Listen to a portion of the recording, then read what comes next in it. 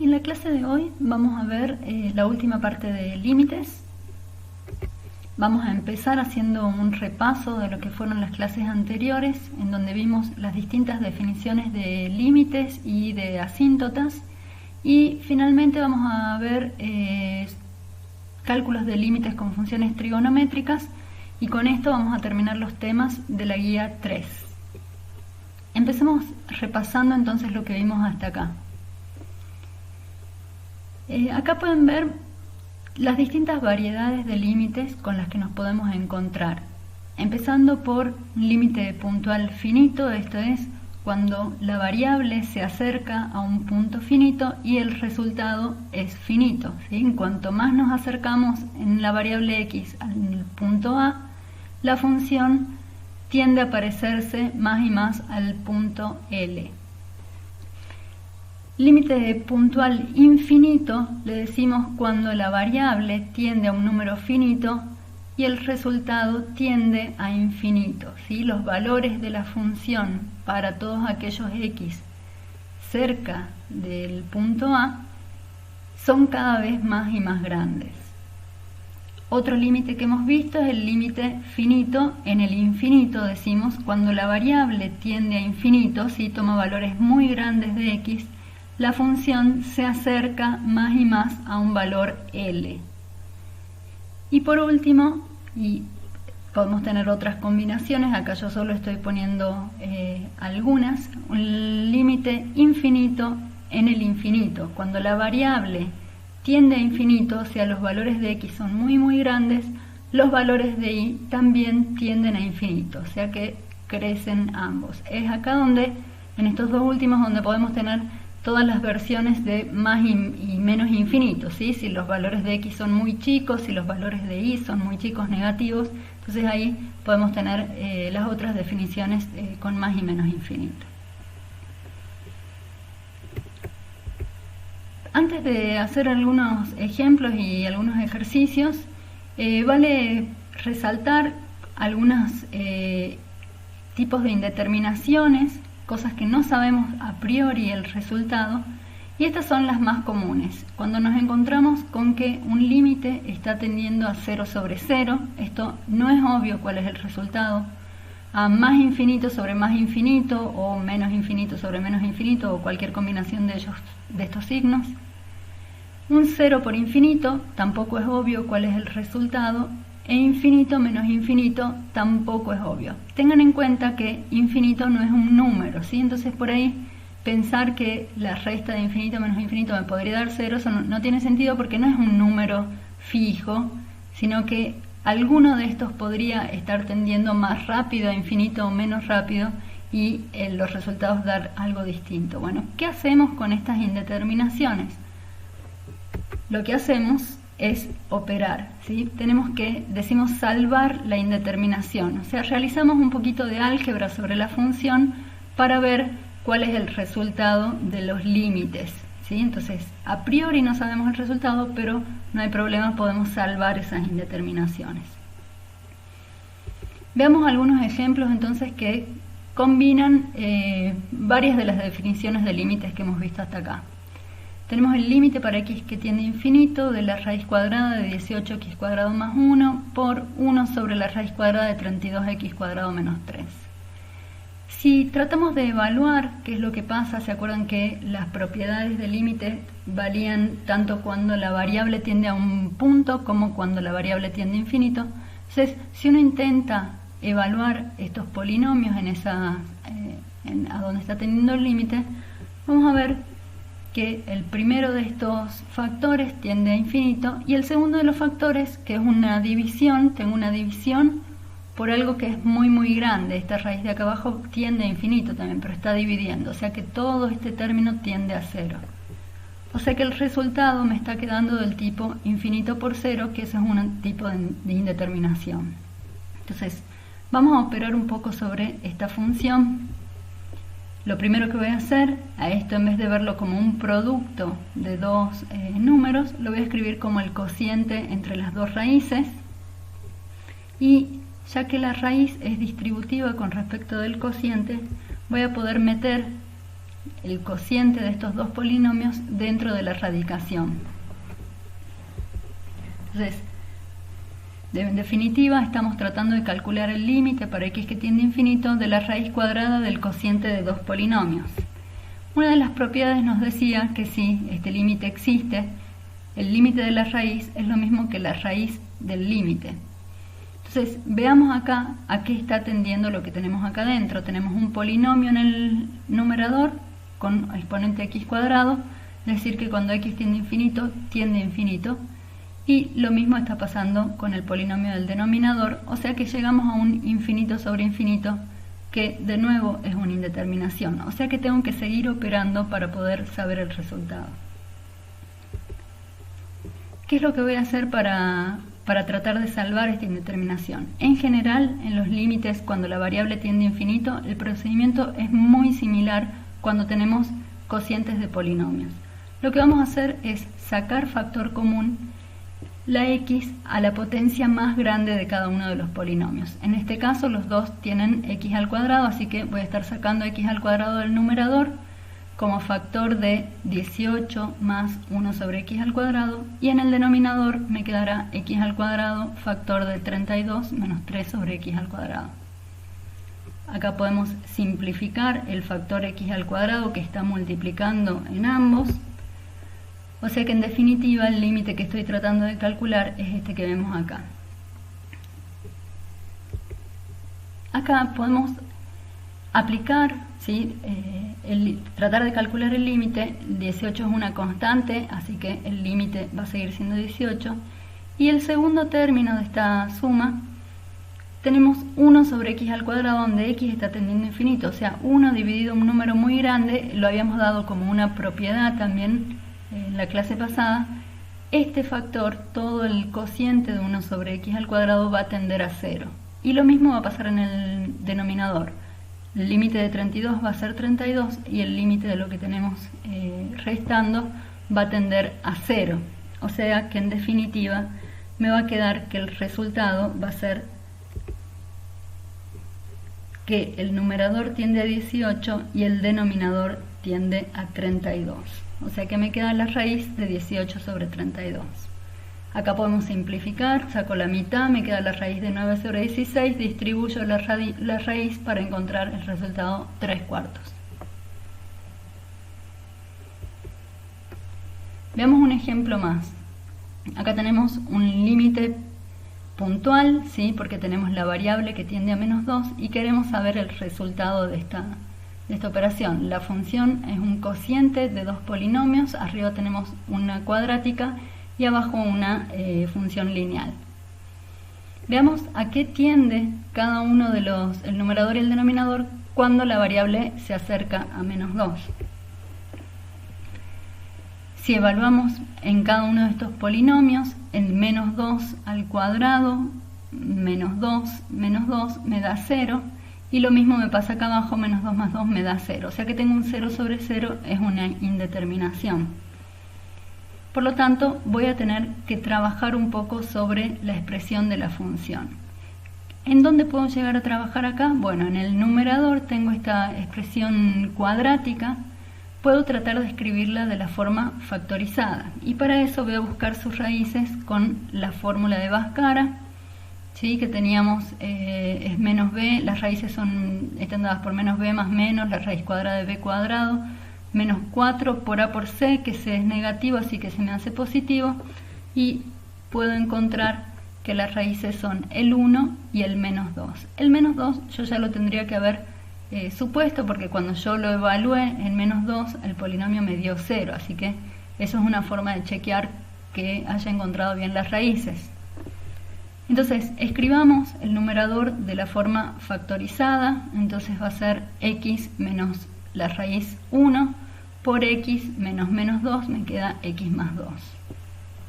Y fíjense que acá me quedó este factor x más 2 tanto en el numerador como en el denominador, por lo que puedo simplificarlo, ¿sí? Hago la división. Entonces, en definitiva, el límite que yo estoy tratando de calcular es lo mismo que calcular el límite para x que tiende a menos 2 de la función x menos 1 sobre 7. Si yo vuelvo a evaluar acá en la variable, en el menos 2, voy a encontrar que el numerador está tendiendo a menos 3 y el denominador a 7, por lo tanto el resultado del límite será menos 3 séptimos. Bueno, a esto es a lo que me refiero cuando decimos tratamos de salvar la indeterminación. En un principio yo no sé a priori el resultado, pero haciendo un poquito de cálculo puedo encontrar cuál es el resultado del límite. Veamos un ejemplo más de lo que vimos hasta acá. Nos piden determinar las asíntotas verticales del gráfico de esta función si es que tuviese alguna. Entonces tenemos esta función que tiene el numerador es una expresión cuadrática y el denominador también. Y para saber cómo buscar las asíntotas verticales habíamos dicho que lo que hacemos es calcular los límites laterales alrededor de los puntos que no pertenecen al dominio de esta función. Por lo tanto, yo voy a tener que calcular cuál es el dominio de la función para saber si hay algún punto potencial asíntota vertical.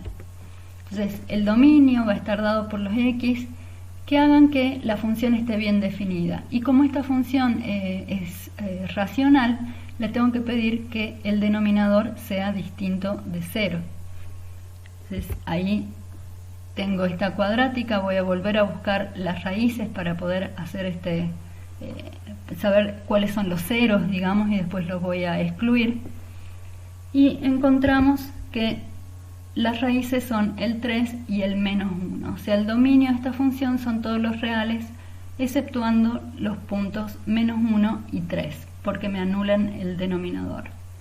Ahora, estos dos puntos que yo acabo de encontrar son mis potenciales asíntotas verticales. Yo voy a tener que calcular los límites laterales alrededor de cada uno de estos puntos para descubrir si alguno de ellos es asíntota vertical. Entonces son 4 límites que voy a tener que calcular, ¿sí? Empecemos por uno de ellos, empecemos por el límite para x que tiende a menos 1, por la izquierda de mi función. ¿Sí? A la función yo directamente ya voy a venir, la voy a escribir con el denominador de la forma factorizada, ya que encontré acá las raíces. En general, en el cálculo de asíntotas verticales, esta es la forma que nos conviene, ¿sí? Tratar de factorizar todo lo que podamos. Y en el cálculo de asíntotas horizontales o límites en el infinito, al contrario, nos conviene escribirlos en la forma polinómica, ¿sí? Eso como ayudas para resolver los ejercicios. Entonces, cuanto más factorizado esté para calcular asíntotas verticales, mejor. Entonces, veamos qué pasa cuando la x se acerca al menos 1. Si yo evalúo el numerador en menos 1, pueden ver que este numerador está tendiendo a 0 y, por supuesto, el denominador también, porque de ahí lo saqué, ¿sí? Era uno de los puntos que me anulaba el denominador. Pero entonces, de nuevo, tengo un 0 sobre 0, tengo una indeterminación, como en los ejercicios que veíamos recién, y voy a tener que operar sobre la función para poder salvarla. ¿Qué puedo operar? Si ya hice todo lo que podía con el denominador, bueno, voy a hacer más o menos lo mismo con el numerador. Voy a buscar las raíces de esta cuadrática y voy a escribirlo con la forma factorizada, ¿sí? Acá no voy a escribir acá la cuenta, pero bueno, ustedes lo pueden hacer. Las raíces del polinomio que está en el numerador son x1 es 2 y x2 es menos 1. Entonces, si lo escribimos en la forma factorizada también al numerador, nos va a quedar x más 1 por x menos 2, dividido lo que ya teníamos del polinomio factorizado del denominador. Y nuevamente, fíjense que acá tenemos un factor que comparten tanto numerador como denominador, por lo tanto los puedo simplificar y el límite que estoy tratando de calcular va a ser el límite para x que tiende a menos 1 por la izquierda de x menos 2 sobre x menos 3. Volvamos, ya hemos hecho algo de operaciones, volvamos a evaluar qué está pasando en el menos 1. Entonces, si evaluamos el polinomio del numerador en menos 1, nos da que está tendiendo a menos 3, mientras que el denominador está tendiendo a menos 4. Ambos son números finitos, por lo tanto el resultado de este límite va a ser 3/4. Y fíjense que acá la función, de la manera en que nos quedó expresada, no está dependiendo de si está el menos 1 por derecha o por izquierda. Si yo calculase el límite para x que tiende a menos 1 por derecha, los cálculos hasta este punto serían los mismos, ¿sí? A la función simplemente la voy a tener que reescribir como x menos 2 sobre x menos 3. Y cuando yo evalúo para x que tiende a menos 1 por derecha, vuelvo a encontrar que el resultado es 3/4, ¿sí? Yo no les voy a escribir todo esto en la hoja porque las cuentas son exactamente las mismas. Bueno, ¿qué nos dice esto del punto menos 1? ¿Sí? Yo ya calculé los límites laterales alrededor del menos 1 y ambos me dieron finitos. Por lo tanto, x igual a 1 no es una asíntota vertical de esta función, ¿sí? Veamos qué pasa con el 3. Vamos a calcular el límite para x que tiende a 3 por la izquierda de la función, que de hecho ya directamente, como yo ya hice las cuentas antes, voy a tener que calcular el límite para x que tiende a 3 por la izquierda de x menos 2 sobre x menos 3, ¿sí? Esta expresión es equivalente a la original, solo que la trabajé un poquito más. ¿Qué pasa cuando yo evalúo en 3? El polinomio de arriba, cuando yo evalúo en 3, está tendiendo a 1, mientras que el de abajo está tendiendo a 0, ¿sí? Entonces tengo un límite finito dividido un límite que da 0 y que yo no sé si a ese 0 se está acercando por derecha o por izquierda. Entonces el resultado de dividir un número finito dividido 0, o algo que es casi 0, ¿sí? No es, esto es un límite, así que no nos da la exactitud. Entonces el resultado va a ser o bien infinito o bien menos infinito. Y el chiste de estos problemas es justamente descubrir cuál es el signo de este infinito, ¿sí? Si se va hacia más infinito la función o si se va hacia menos infinito. Entonces, para poder discernir cuál es el signo del resultado, vamos a evaluar un poquito qué quiere decir que tomemos el límite para x que tiende a 3 por izquierda. Dijimos, esto significa que son x que son un poquito más chicos que el 3, ¿sí? Eso es el límite para x que tiende a 3 por izquierda. Entonces, si yo acá opero sobre esta desigualdad y resto el 3 de ambos lados, puedo ver que x menos 3 es menor que 0, es lo que me dice esta desigualdad. Entonces, volvamos a esta expresión y ahora tengo un dato adicional, y es que mi numerador no le importa nada, tiende a 1, pero mi denominador yo sé que tiende a 0 desde valores negativos. Por lo tanto, el resultado de este cálculo me va a dar menos infinito. ¿Ok? Por lo tanto, esto nos dice que x igual a 3 es una asíntota vertical. En principio, si me piden determinar cuáles son las asíntotas nada más, con que yo ya haya encontrado que por un lado, ¿sí? Por un lateral del 3, la función, el límite me dio algún infinito, con esto ya aseguro que esa es una asíntota vertical. Pero para todo lo que vamos a hacer de acá en adelante, está bueno que, aunque ya sabemos que es asíntota vertical, nos fijemos qué está pasando con el otro límite lateral, el límite para x que tiende a 3 por derecha de la función. Entonces, esta partecita se las dejo de tarea para la casa.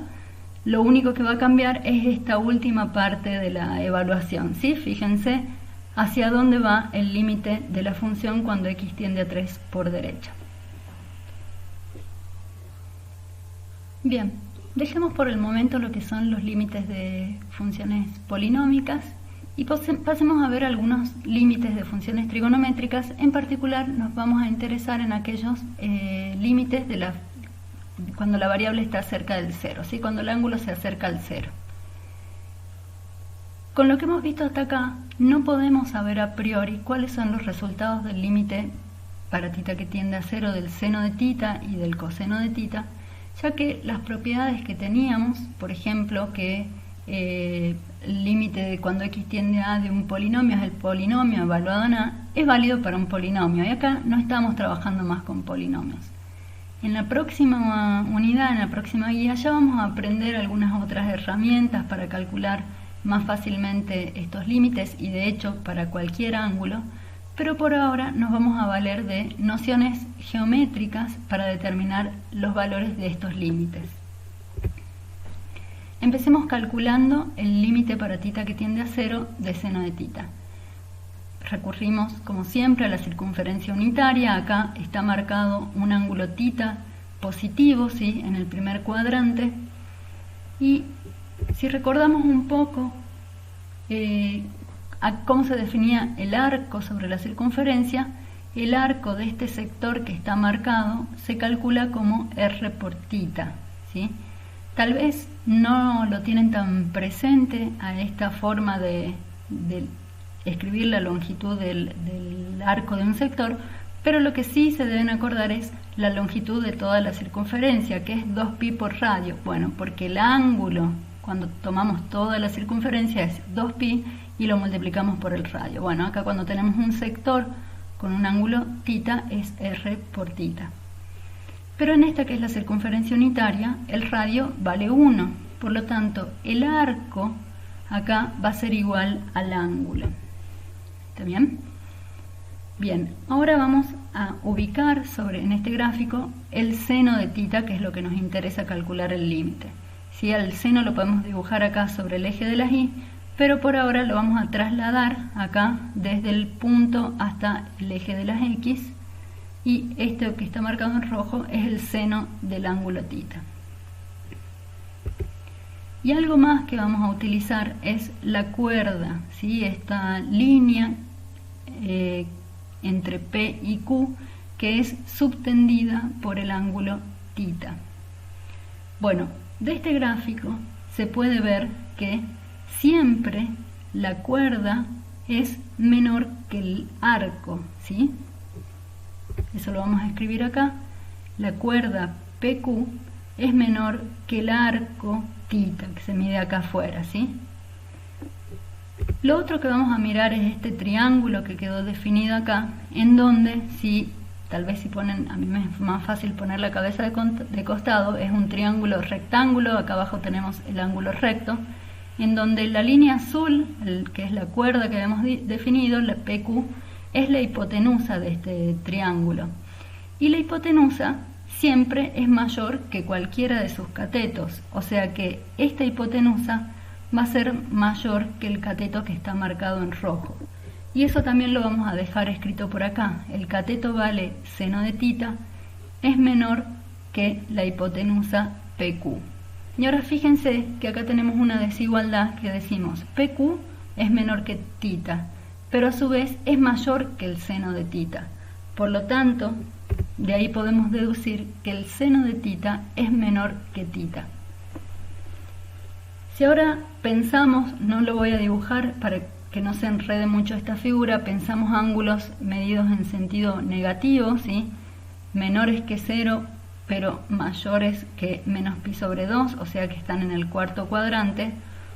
Hacemos el mismo gráfico, muy similar, pero midiendo menos θ, y vamos a encontrar que el seno de menos θ es menor que el arco menos θ. Como el seno es una función impar, el seno de menos θ es menos el seno de θ. ¿Sí? Nos queda menos el seno de θ menor que menos θ. Bueno, juntando lo que pasa para los θ mayores que 0 con lo que está pasando para los θ menores que 0, ¿sí? En definitiva desde menos pi sobre 2 hasta pi sobre 2, estas dos expresiones las podemos combinar en una sola, diciendo que el seno de θ es mayor que menos el módulo de θ y menor que el módulo de θ. Una vez que encontramos esta desigualdad, vamos a poder aplicar el teorema del sándwich, ¿sí? Porque tenemos una comparación entre tres funciones en donde la del medio es mayor que la que está a la izquierda y menor que la que está a la derecha. Entonces, con el teorema del sándwich podemos tomar el límite para cada una de ellas, límite para θ que tiende a 0, de la parte izquierda, del centro y de la parte derecha. Bueno, acá perdí una barrita del módulo. Y cuando evaluamos los límites de las funciones de los extremos, cuando θ tiende a 0, menos θ va a tender a 0. Y lo mismo de este lado, cuando θ tiende a 0, el módulo de θ va a tender a 0. O sea que tenemos encerrado el límite del seno de θ para θ que tiende a 0 entre los dos que tienen el mismo valor. Entonces este límite va a ser igual a 0.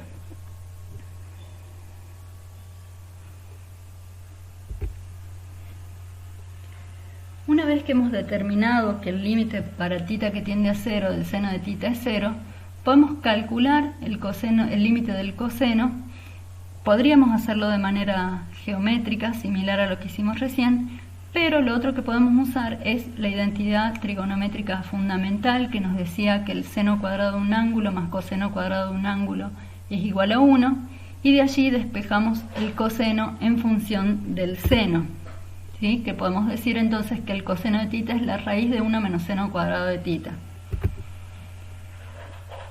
Entonces reemplazamos el valor del coseno por esto que hemos encontrado, y ahora podemos ver, cuando evaluamos en el θ que tiende a 0, este límite está tendiendo a 0, que es lo que demostramos en el paso anterior. El límite de seno es 0, o sea que el límite de seno cuadrado también lo es.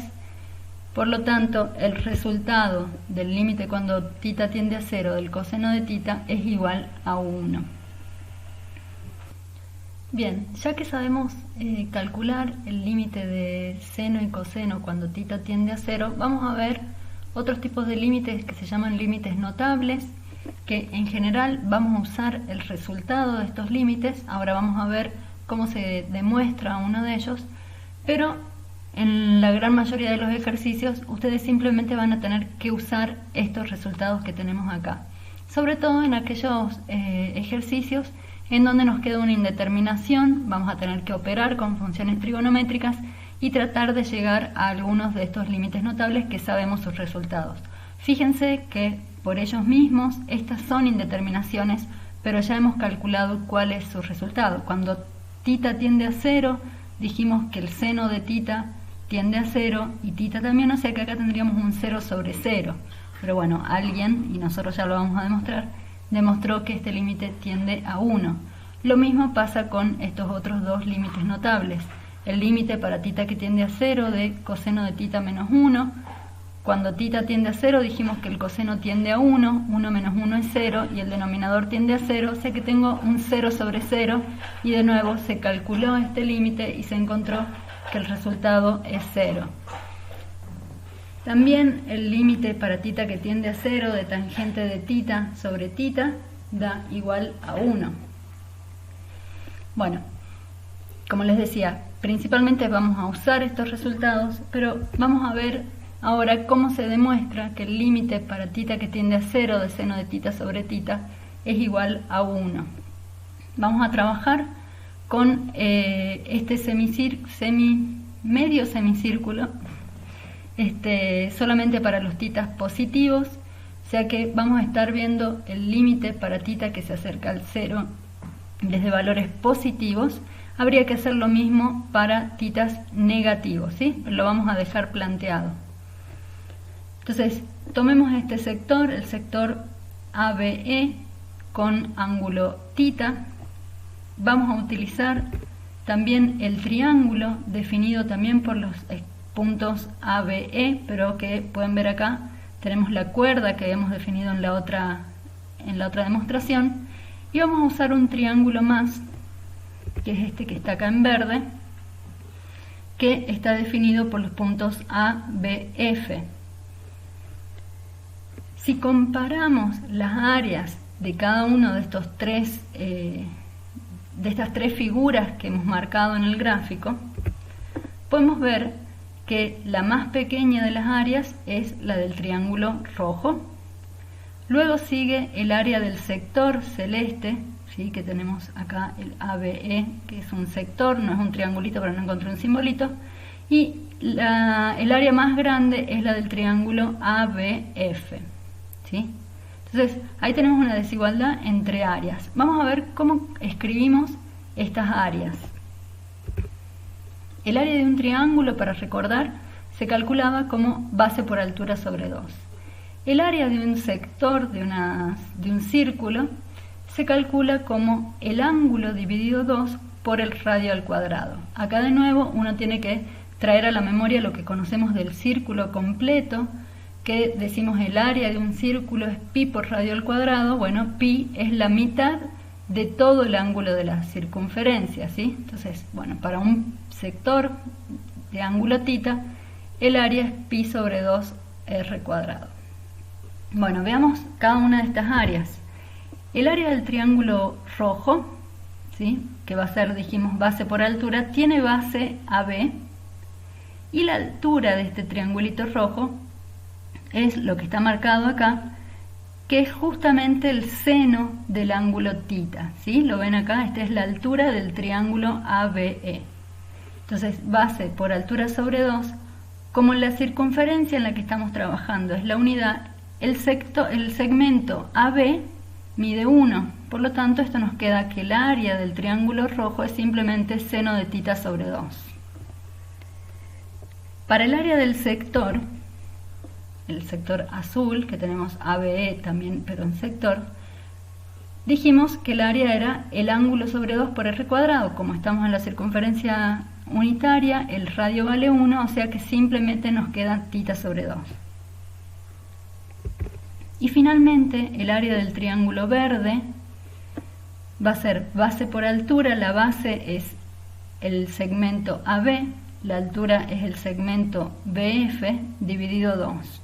El segmento AB dijimos que vale 1, porque estamos en la circunferencia unitaria, y fíjense que el segmento BF no es otra cosa que la tangente del ángulo θ, ¿sí? ¿Se acuerdan? Al coseno lo dibujamos sobre el eje de las X, al seno lo dibujamos sobre el eje de las Y, y para graficar la tangente teníamos que prolongar el radio hasta que se cruza con la recta X igual a 1. O sea que todo este segmento es la tangente del ángulo θ. Entonces, volvemos a reescribir esta desigualdad de la que habíamos partido, pero con los valores que vamos descubriendo, nos queda que el área roja es seno de θ sobre 2, es menor que el área azul, que es θ sobre 2, que a su vez es menor que la tangente de θ sobre 2. Como tengo en cada miembro de esta desigualdad un divisor que es 2, yo voy a multiplicar por 2 cada uno de estos miembros, y déjenme que acá va a desaparecer, pero se van a cancelar. Si multiplico por 2 cada uno de los términos de la desigualdad, y encuentro que el seno de θ es menor que θ, que a su vez es menor que la tangente de θ.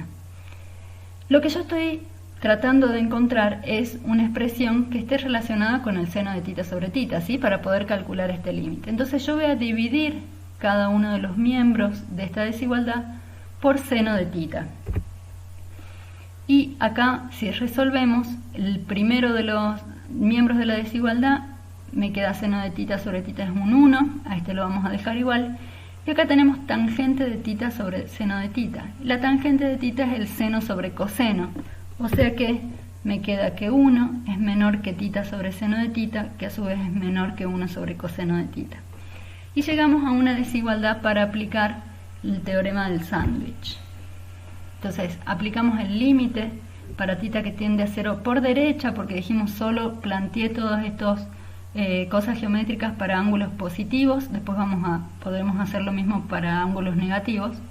Entonces, el límite para θ que tiende a 0 por derecha de 1 va a ser menor que el límite de θ que tiende a 0 por derecha de θ sobre seno de θ, menor que el límite de 1 sobre coseno de θ. Veamos qué son los límites de las funciones que están en los extremos. El límite de una constante es la misma constante, y dijimos en la parte anterior que el límite cuando θ tiende a 0 del coseno de θ es 1. O sea que los extremos están tendiendo a 1. Por lo tanto, el límite de lo que está en el medio es 1. Acá va a aparecer un pase mágico, pero ya lo vamos a ver más adelante. Yo acá puedo dividir por θ, así pasar como parte del denominador y tomar la función a la menos 1 de esta, para demostrar que tener que el límite de θ sobre seno de θ es 1 es lo mismo que el límite de seno de tita sobre tita, que este es 1, que es el que queríamos demostrar. Hasta acá solo está demostrado con tita que tiende a 0 por derecha. Hay que hacer el mismo juego de triángulos con un tita que se mide hacia abajo, que son negativos, y que va a entrar en juego el seno de menos tita en todo lo que son las cuentas, para demostrar que el límite para tita que tiende a 0 por izquierda también es 1, por lo tanto el límite total es igual a 1. No lo vamos a demostrar en esta parte, si quieren lo pueden hacer ustedes. Vamos a utilizar estos resultados para resolver ejercicios. Empecemos con este que nos piden el límite para x que tiende a 0 de seno de 5x sobre 2x. Entonces, lo primero que vamos a hacer es evaluar en x igual a 0. Sabemos que el seno de 0 tiende a 0 y el denominador también está tendiendo a 0, o sea que tengo un 0 sobre t0 que es una indeterminación. Vamos a tener que trabajar un poco sobre esto. ¿Y de qué manera vamos a trabajar cuando tenemos funciones trigonométricas? Bueno, vamos a tratar de que aparezca alguno de los límites notables en nuestra expresión. Vemos que este se ve muy parecido a este que acabamos de demostrar, pero fíjense que acá en el límite notable tenemos que el seno de tita sobre tita, ¿sí? El argumento del seno es lo mismo que lo que aparece en el denominador y es lo mismo que lo que aparece en la variable, ¿sí? Entonces, esto se parece, pero no es igual. Entonces vamos a tratar de llevarlo al límite notable. Yo voy a multiplicar y dividir por 5, ¿sí? Para que me aparezca un 5x. A mí me gustaría que acá abajo hubiera 5x. Entonces multiplico y divido por 5. Ahí aplico propiedad conmutativa y hago intercambio entre el 2 y el 5, ¿sí? Entonces me queda seno de 5x sobre 5x por 5 medios. Si acá yo tengo una constante que multiplica una función, dijimos entre las propiedades que esa constante puede salir afuera del límite, ¿sí? Va a ser la constante por el límite de la función. Y acá casi tenemos el límite notable. ¿Y por qué casi? Bueno, porque acá la variable no es la misma que la que está en el argumento. Entonces lo que vamos a hacer es un cambio de variable. Le vamos a llamar u igual a 5x y vamos a analizar la tendencia de u cuando x tiende a 0. ¿Qué es lo que le pasa? Si x tiende a 0, 5 por 0 también tiende a 0. O sea, si x tiende a 0, u tiende a 0. Si reescribimos esta expresión en términos de la nueva variable, nos queda 5 medio por el límite de u que tiende a 0 de seno de u sobre u. Y este sí es el límite notable, por lo tanto, todo esto tiende a 1. Es decir, que el resultado va a ser simplemente 5 medios. 5 medios por 1. Veamos otro ejercicio. El límite para x que tiende a 0 de tangente de x sobre seno de x. Bueno, acá de nuevo no veo que sea ninguno de los notables. Evaluamos en x que tiende a 0 la tangente, que es seno sobre coseno. El seno se va a 0, el coseno se va a 1, o sea que la tangente se va a 0. El seno se va a 0, tengo una indeterminación del tipo 0 sobre 0, tengo que trabajar un poquito más. Como decíamos, tratemos de que nos quede alguna de las expresiones de los límites notables. Entonces, fíjense que para que aparezca esta, me está faltando la variable, ¿sí? Lo mismo con esta, acá dice tangente de tita sobre tita, cuando tita tiende a 0, esto es 1. Entonces, me gustaría que aparezca la variable suelta. Entonces, lo que voy a hacer es multiplicar y dividir por la variable, y ahora aplicar propiedad conmutativa para poder asociar de manera que me queden similares a los límites notables. Acá tenemos tangente de x sobre x, este ya se parece, ya es, digamos, la expresión del límite notable, y este está a la inversa de este, lo mismo que nos pasó en la demostración, ¿sí? Fíjense que acá a esto se lo puede escribir como 1 sobre seno de x sobre x, eso es lo mismo que esta expresión, ¿sí? Y ahora tengo este número dividido seno de x sobre x, lo voy a escribir directamente como el cociente entre dos cosas, entre tangente de x sobre x y seno de x sobre x. Esto son solo pequeños pasitos de la misma expresión, ¿sí? No estoy cambiando nada, solamente lo estoy escribiendo de manera diferente. Pueden volver para atrás y van a llegar a esto, ¿sí? ¿Por qué hago esto? Bueno, porque ahora yo voy a evaluar el límite de este numerador cuando x tiende a 0 y de este denominador, y sabemos que cuando x tiende a 0 acá tenemos el límite notable que tiende a 1 y este también. Por lo tanto, el límite del cociente entre dos funciones que tienen límites finitos es lo mismo que el cociente de los límites, y cada uno de ellos es por separado el límite notable, por lo tanto el resultado me da 1.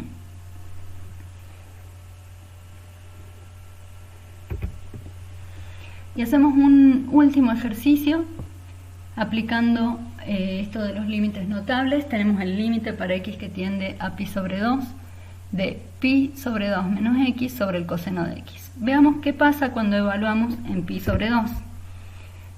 El numerador me va a quedar pi sobre 2 menos pi sobre 2 tiende a 0. Y el denominador, bueno, y este acá por ahora es un salto de fe, pero lo sabemos de la parte anterior cuando vimos trigonométricas. Cuando x es pi sobre 2, el coseno vale 0, ¿sí? Entonces su límite también tiende a 0. Entonces estoy otra vez frente a una indeterminación del tipo 0 sobre 0 y debería tratar de conseguir que me aparezcan los límites notables. Vamos a trabajar un poquito entonces sobre estas expresiones. Vamos a hacer un cambio de variable en donde a todo lo que está en el numerador le vamos a llamar u, va a ser pi sobre 2 menos x. Vamos a ver hacia dónde tiende u. Cuando x tiende a pi sobre 2, si yo lo pongo acá pi sobre 2, u termina tendiendo a 0. Y lo otro que voy a hacer es, de este cambio de variable, despejar cuánto vale x para poder cambiarla después en la expresión allá. Entonces despejo x de acá, paso sumando las x y restando las u, y encuentro que x es pi sobre 2 menos u. Entonces, acá que estoy calculando el coseno de x, voy a estar calculando el coseno de pi sobre 2 menos u, ¿sí? En mi nueva variable. Tengo el coseno de la resta de dos ángulos. Acá voy a aplicar la fórmula del coseno de la suma o resta, y me queda que es coseno del primero por coseno del segundo más, ¿sí? Porque acá tengo cambiado este signo, seno del primero por el seno del segundo.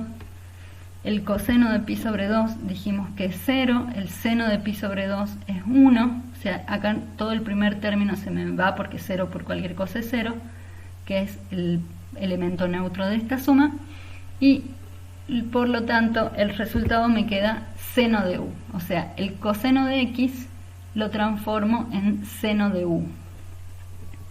O sea que el límite que estamos tratando de calcular, que acá lo tengo escrito en términos de x, va a ser el límite para u que tiende a 0 de u sobre seno de u, y que de nuevo caímos en alguno de los límites notables o muy parecidos, ¿sí?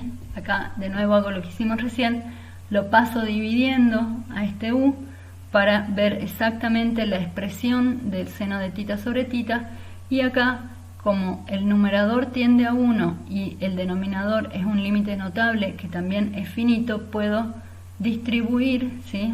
El límite del cociente es el cociente de los límites, y el resultado me da 1. Bueno, lo dejamos acá. Con esto pueden terminar todos los ejercicios de la guía, y en la próxima clase vamos a empezar con continuidad de funciones.